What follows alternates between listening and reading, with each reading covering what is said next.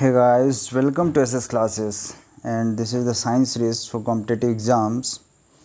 I am Subham. This is part 3. तो discuss करेंगे हम इस पार्ट 3 पे weight and conservation of momentum. तो वेट क्या होता है एंड कंजर्वेशन ऑफ मोमेंटम क्या होता है एंड मोमेंटम क्या होता है. लेट अस डिस्कस करते हैं हम इसको. ओके, तो सबसे पहले हम बात करेंगे, देखते हैं कुछ एग्जांपल, कुछ पार्ट का रह गया था पार्ट 2 का, उसको डिस्कस करते हैं. तो क्या था टाइप ऑफ इनर्शिया. इनर्शिया क्या होता है? इनर्शिया हमने डिस्कस किया था, रिपीट किए दे रहा हूँ मैं. इनर्शिया क्या होता है? Mass into acceleration. This is the inertia force where mass is the quantitative measurement of inertia. Okay, and acceleration is the when जब बॉडी हमारी किसी भी वेलोसिटी से एक्सेलरेट करती है, हमारी जिस एक्सेलरेशन से हमारी बॉडी एक्सेलरेट करती है, सपोज v0 वेलोसिटी से मूव कर रही है, तो इसका एक्सेलरेशन हम कैसे फाइंड करेंगे? तो v0/t ये हमारा एक्सेलरेशन होगा. v फाइनल वेलोसिटी यदि हम रख दें यहाँ पे v फाइनल, v0 यदि इनिशियल हमारा 0 रहे, सपोज यदि हमारा इनिशियल v0 रहे, फाइनल v रहे, तो v minus v0 divided by time interval ये हमारा होता है क्या? यही तो एक्सेलरेशन होता है. तो ये हमारा इनर्शिया फोर्स क्या हो जाता है? यदि बॉडी हमारी फर्दर यदि हम इस एफ फोर्स लगाते हैं तो बॉडी हमारी इस डायरेक्शन में एक्सेलरेट करती है, तो हमारा इनर्शिया अपोजिट डायरेक्शन में एक्ट करता है. ये इफेक्ट होता है और ये कोलिनियर रहता है हमेशा. Line of action of force and inertia always same. Okay, तो क्या था हमारा inertia of rest? Two types का इनर्शिया होता है हमारा, inertia of rest and inertia of motion. देखते हैं क्या होता है इनर्शिया ऑफ रेस्ट के एग्जांपल क्या होते हैं, इसकी वजह से क्या क्या होता है, इसके प्रैक्टिकल एग्जांपल्स हम आपको बताते हैं. When a carpet is suddenly jerked, the just fly of, the dust fly of. Okay, sorry, because due to sudden jerk the carpet moves, but the dust on account of inertia of rest is left behind. Okay, क्या होता है जो ये suppose हमारा carpet है, ये ऐसे, तो यहाँ पे ये डस्ट पार्टिकल्स.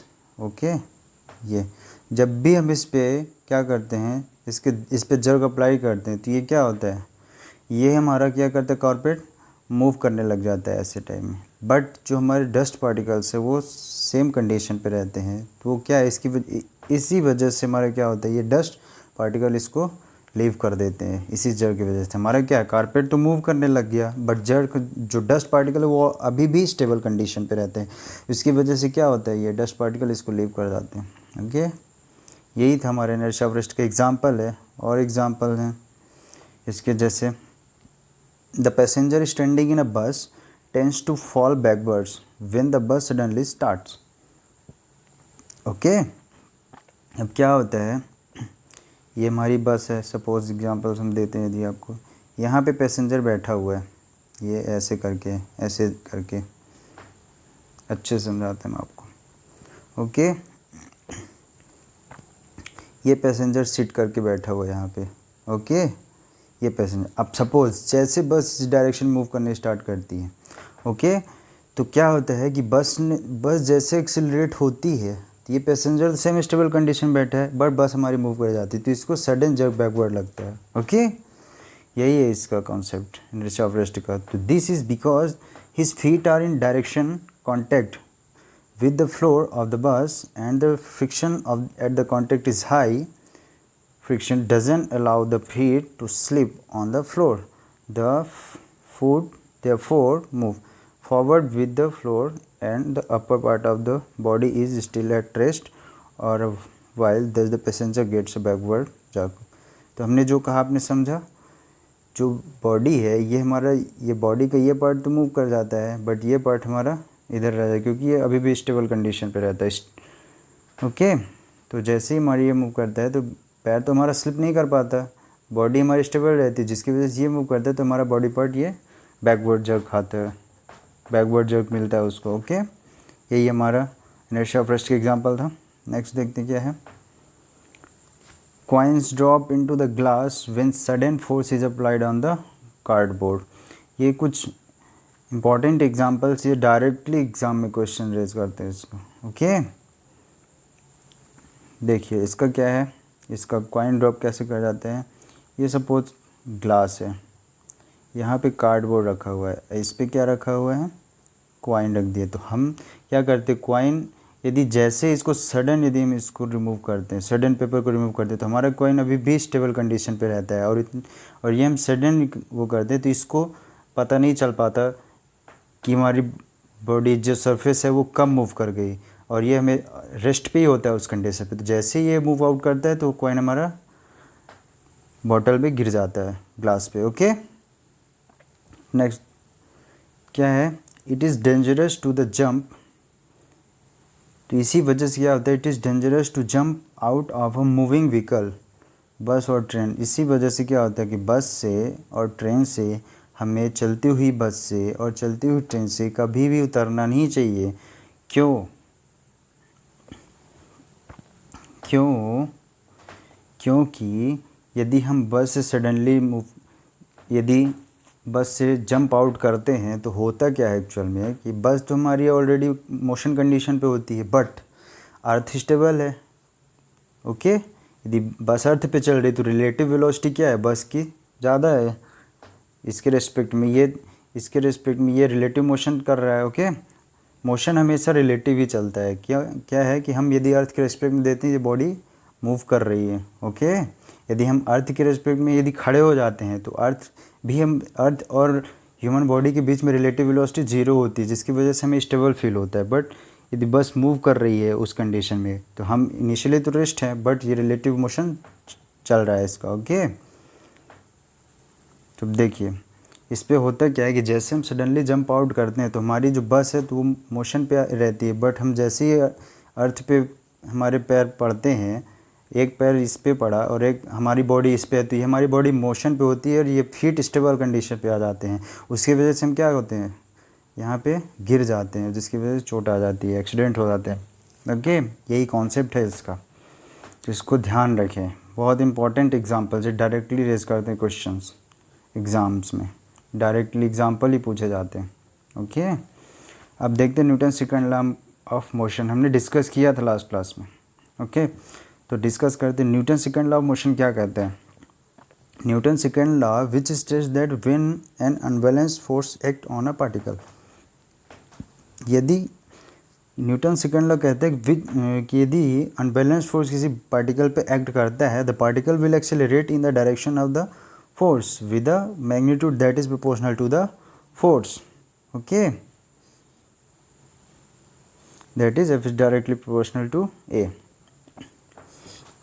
मतलब कि यदि ऑब्जेक्ट है हमारा, हमने डिस्कस किया था कि यदि हम इस पे अभी क्या है, अब देखते हैं हम अनबैलेंस फोर्स की बात कर रहे हैं. तो अब अनबैलेंस फोर्स की हम बात क्यों कर रहे हैं, यदि देखिए इस पे लगने वाले सभी एक्सटर्नल फोर्स अभी बैलेंस कंडीशन पे क्या है, सराउंडिंग में एटमॉस्फेयर है.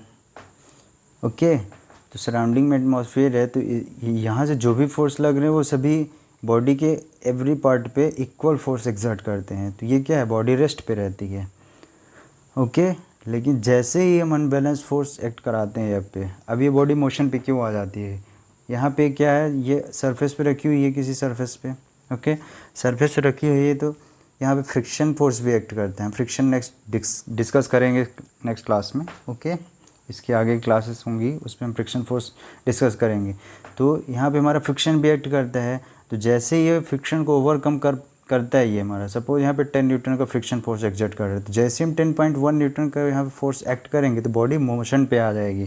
तो जैसे बॉडी पे अनबैलेंस फोर्स एक्ट किया और बॉडी मोशन पे आई, तो सपोज एक्सेलरेशन से एक्सेलरेट करना स्टार्ट कर देती है.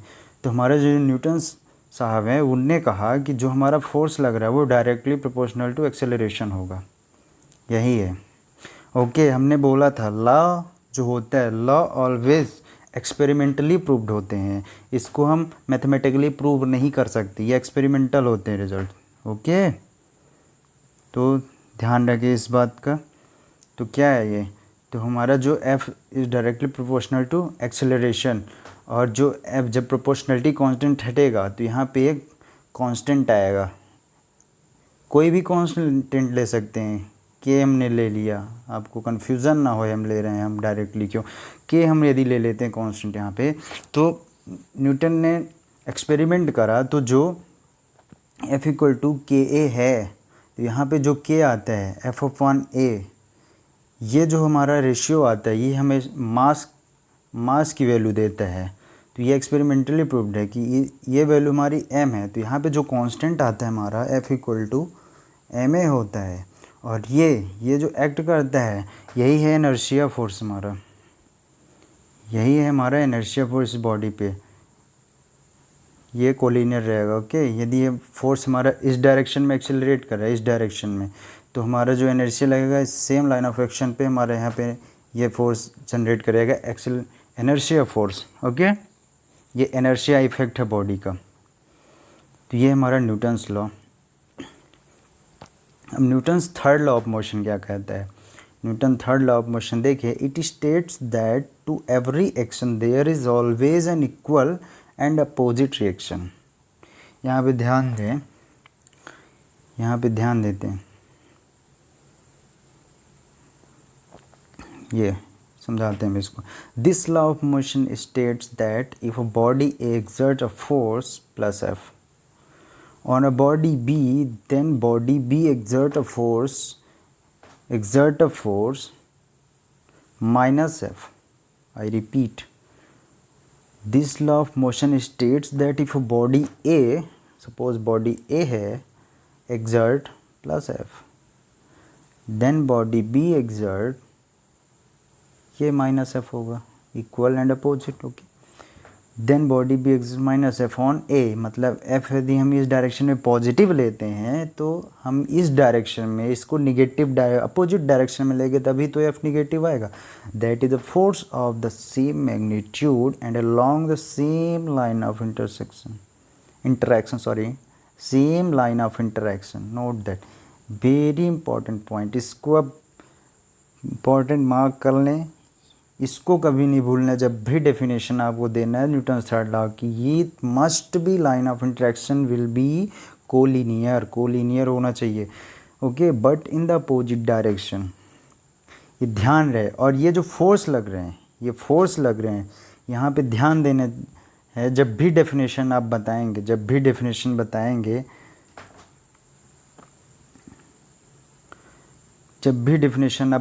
तो यहाँ पे हमेशा it exerts force not in a same body,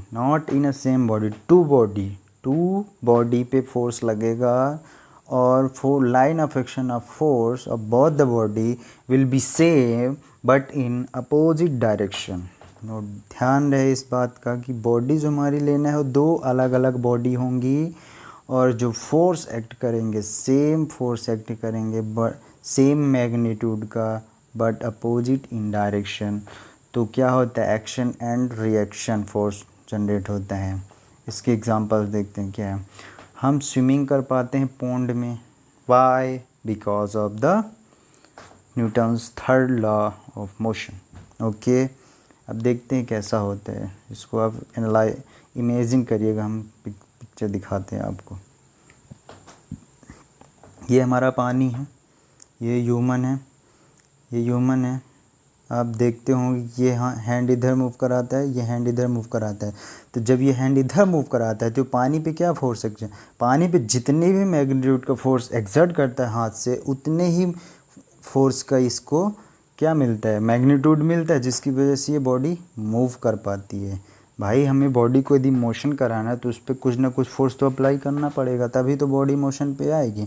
तो जितने मैग्नीट्यूड का हम फोर्स पानी पे एक्ट कराते हैं, सेम मैग्नीट्यूड का हमको फॉरवर्ड डायरेक्शन में मिलता है, जिसकी वजह से हम स्विमिंग कर पाते हैं पॉन्ड में, सी में, जो भी वाटर बॉडी है उस पर हम ये स्विमिंग कर पाते हैं। यही फॉलो होता है लॉ शिप में भी, जो भी मूव करती हैं स्विमिंग के लिए। ओके, और जो भी बॉडी मूव कर पा रही है वो एक्शन एंड रिएक्शन की वजह से। ओके, प्रोपल्सन ऑफ एरोप्लेन, ये भी इसी पे वर्क करता है। प्रोपल्सन ऑफ जो एरोप्लेन का है, जो हमारा एरोप्लेन मूव कर पाता है, तो हम उस पर डालते हैं तो हमारे इंजन वर्क करते हैं, तो हमें बैकवर्ड डायरेक्शन में थ्रस्ट जनरेट करते हैं, जिसकी वजह से हमारा एरोप्लेन अब फॉरवर्ड डायरेक्शन में मूव करता है। ओके, जो हमारे रॉकेट्स लॉन्च होते हैं तो वो भी क्या करते हैं, रॉकेट जो हमारे लॉन्च होते हैं तो वो भी क्या करते हैं, वो भी हमारा थ्रस्ट जनरेट करते हैं बैकवर्ड डायरेक्शन में। फ्यूल डालते हैं ना, हम फ्यूल डालते हैं तो हमारा थ्रस्ट जनरेट होता है बैकवर्ड डायरेक्शन में। जितनी तेज़ी से थ्रस्ट जनरेट होता है उतनी तेज़ी से बॉडी आगे मूव करती है, वो भी Newton's third law of motion पे ही बेस्ड होता है। तो बहुत इम्पोर्टेंट कॉन्सेप्ट है, बहुत इम्पोर्टेंट न्यूटन्स लॉ का। ओके, तो नेक्स्ट क्या है, Newton's law of gravitational attraction. इसको देखते हैं क्या है। न्यूटन पोस्टुलेटेड अल्लाह, ये न्यूटन्स का पोस्टुलेट है, a law governing the mutual attraction between any two particles in mathematical form, this law can be expressed as. Okay, तो न्यूटन्स का ये पोस्टुलेट क्या कहता है कि यदि कोई भी दो बॉडी है, यदि उसका मास यदि हम m1 सपोज करते हैं और दूसरी बॉडी का मास m2 सपोज करते हैं, और यदि इनके बीच की सेंटर डिस्टेंस हम मान लेते हैं r, तो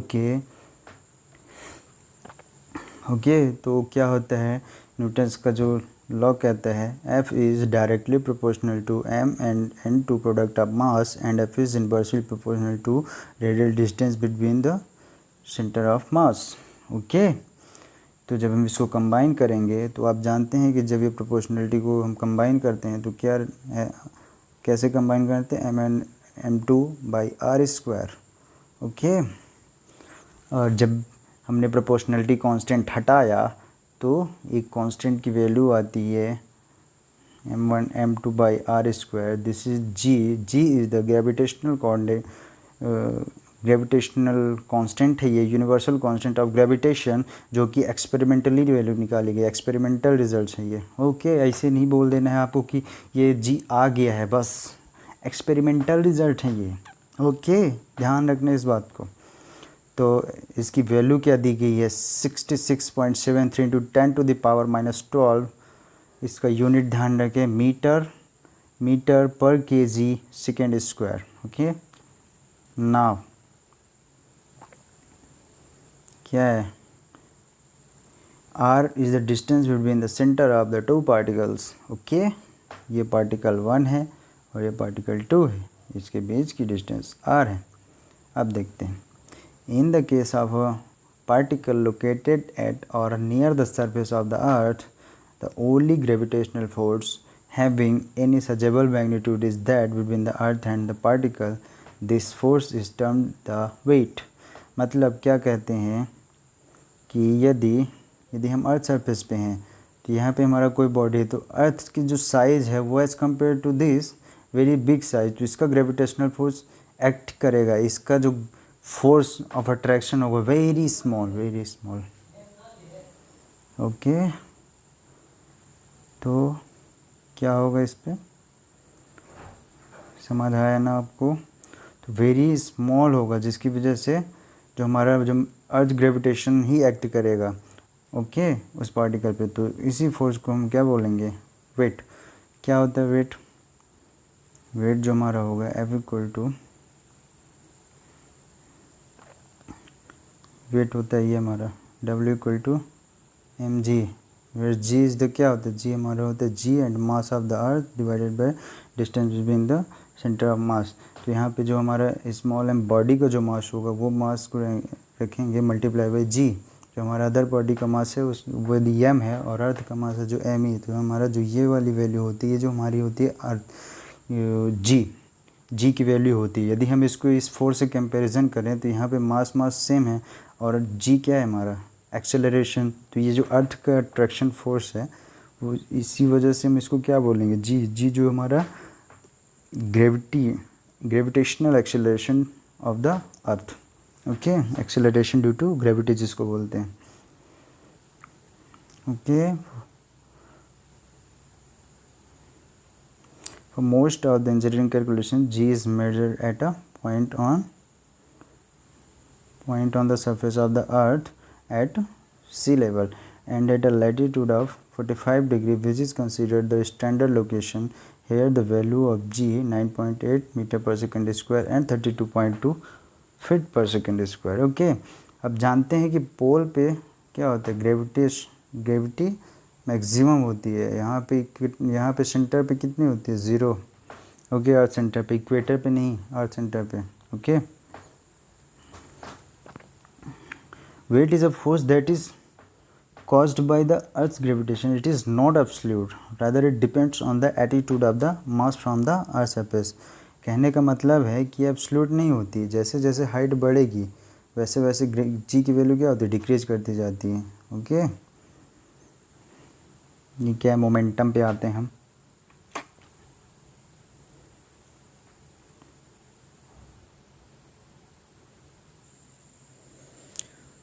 ओके, नाउ मोमेंटम डिस्कस करते हैं क्या है।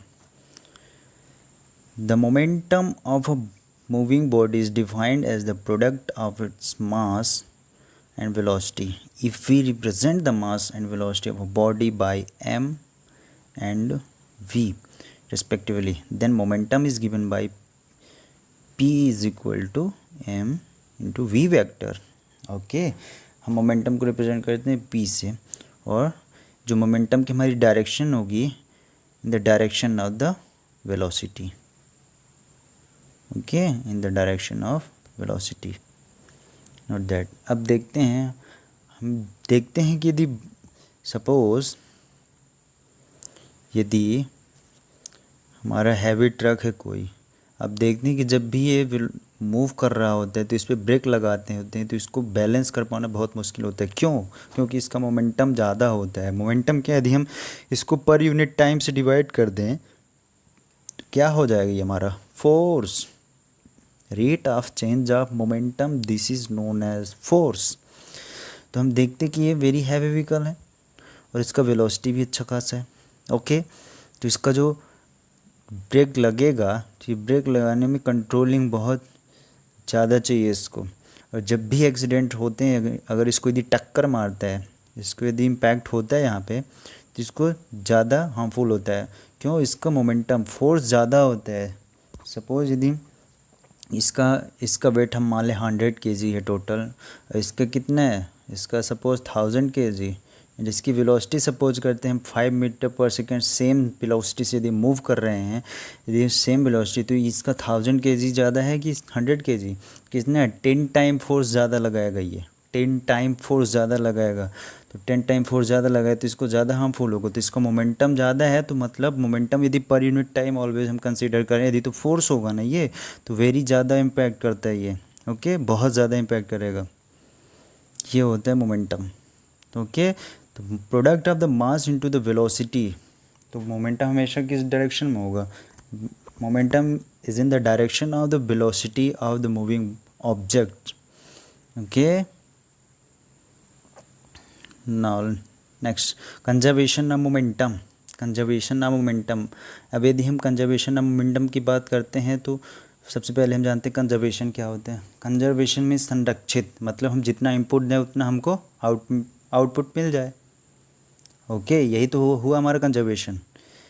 मतलब कंजर्वेशन मीन्स क्या, ये सपोज करते हैं यहाँ पे एक kg है हमारा मास। अब यदि हम यहाँ से मास इंटर कर रहे हैं b kg, और यदि b kg मिल जाता है हमको, तो हमारे तो मास अभी भी कंजर्व है। ओके, यह कहने का मतलब यदि b kg यहाँ से हम निकालते हैं और सपोज x kg ये यहाँ पे क्या हो जाता है, यूटिलाइज हो जाता है या स्टोर हो जाता है, और हमें मिलता कितना है, b माइनस एक्स kg, तो हमारा मास कंजर्व कहाँ है, हमने जितना दिया था हमें उतना मिला कहाँ, तो हमारा कंजर्व नहीं है। ये होता है कंजर्वेशन का। कंजर्वेशन ऑफ मोमेंटम क्या होता है, देखते हैं क्या होता है कंजर्वेशन ऑफ मोमेंटम। तो अब बात करते हैं conservation. The principle of conservation of momentum states that if there is a direction in which there is zero unbalanced force acting on a system, then the total momentum of that system in the direction is constant. It means यदि हमारा कोई भी body है उस पर अभी जो हमारा अनबैलेंस फोर्स, जितने फोर्स लग रहे हैं वो एक दूसरे को कैंसिल आउट कर देते हैं। सपोज ये एफ इधर से लगाया तो एफ इधर से लग गया, कैंसिल आउट। ओके, तो अभी क्या है, हमारे सिस्टम में कोई अनबैलेंस फोर्स नहीं लग रहा है, तो हमारा सिस्टम क्या है, अभी कंजर्व है। तो क्या है यहाँ पे, force acting on the system, the total momentum of the system that in direction is constant. Okay, तो टोटल इक्वेशन क्या बनता है कंजर्वेशन ऑफ मोमेंटम का, m1v1 plus m2v2 plus m3v3 plus m4v4 is that is equal to constant. Okay, मतलब जितना input था उतना output मिल गया। इट मीन्स कोई प्लस होगा, कोई निगेटिव होगा, कोई और प्लस होगा, कोई और निगेटिव, और कम्प्लीटली बैलेंस्ड। ओके, वो कांस्टेंट रहेगा, फिक्स रहेगा, जितना भी रहेगा ये वेरी नहीं करेगा, ये आर्बिट्री कांस्टेंट नहीं है, fixed constant. Okay, next impact क्या है? Impact occurs when two bodies collide with each other during very short period of time, causing relative large forces to be exerted between the bodies. अब क्या कह रहे हैं कि यदि बॉडी है, अब इम्पैक्ट क्या होता है? इम्पैक्ट मीन्स कितना ज़्यादा प्रभाव पड़ेगा उस बॉडी पे।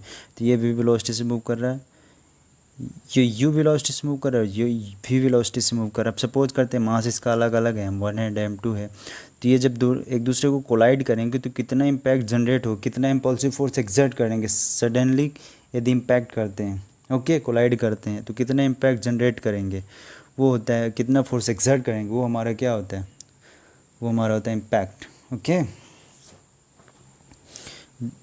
the striking of hammer on a nail or a golf club on a ball, two type of impact is general। एक होता है क्या, central impact, central impact, and एक क्या होता है हमारा, ऑब्लिक इम्पैक्ट। तो अब सेंट्रल इम्पैक्ट देखते हैं। सेंट्रल इम्पैक्ट क्या होता है? occurs when the direction of motion of the mass center of the two colliding particles is along a line passing through the mass centers। Okay, यहाँ पे हम डायग्राम के थ्रू देखते क्या है। ये इंक्लाइंड नहीं है, सॉरी ये इंक्लाइंड नहीं है, ये ऐसे है, ये ऐसे। अब देखिए इसका सेंटर ऑफ मास, इसका सेंटर ऑफ मास सेम है। ओके, तो यहाँ से ये मूव कर रहा है इधर से, तो ये एक दूसरे को कोलाइड करेंगे। सेंटर ऑफ लाइन, जो फोर्स का सेंटर ऑफ लाइन होगा उसी पे ये कोलाइड करेंगे, तो हमारा क्या होगा, plane of contact, centre line of contact, central impact बोलते हैं उसको हम। ओके, यदि यही फोर्स यदि थीटा एंगल से डिस्टर्ब हो जाते हैं, यदि यही जो इम्पैक्ट है वो प्लेन ऑफ इम्पैक्ट है, क्या है ये, जो हमारा थीटा एंगल से इस डायरेक्शन से आ रहे हैं। सपोज ये बॉडी यहाँ से आ रही थी, यहाँ से, और यहाँ पे इम्पैक्ट कर गई, और ये बॉडी यहाँ से आ रही थी, यहाँ पे इम्पैक्ट कर गई, तो ये कितने डिग्री से इंक्लाइंड है सेंटर ऑफ मास से, थीटा एंड फाई। ये हमारा क्या होगा, ऑब्लिक इम्पैक्ट। ओके, तो समझ आया आपको? ये कॉन्सेप्ट बहुत इंपॉर्टेंट कॉन्सेप्ट डिस्कशन था, और इसके फर्दर क्लासेस हम नेक्स्ट क्लास में करेंगे इसके, और एग्जांपल जो हमारा क्या होता है इलास्टिक कोलिजन, रेस्टिट्यूशन, ये सब हम नेक्स्ट क्लास में डिस्कस करेंगे। तो ये this is the end of the class. I hope you are enjoying it. Okay, thank you. खुश रहिए, मस्त रहिए और पढ़ते रहिए, और जो भी आपको डाउट्स आए इस किसी भी कॉन्सेप्ट पे, आप नीचे कमेंट बॉक्स पे कमेंट कर सकते हैं, और जो भी डाउट है उसको हम क्लियर करेंगे। Okay, thank you, bye bye, take care.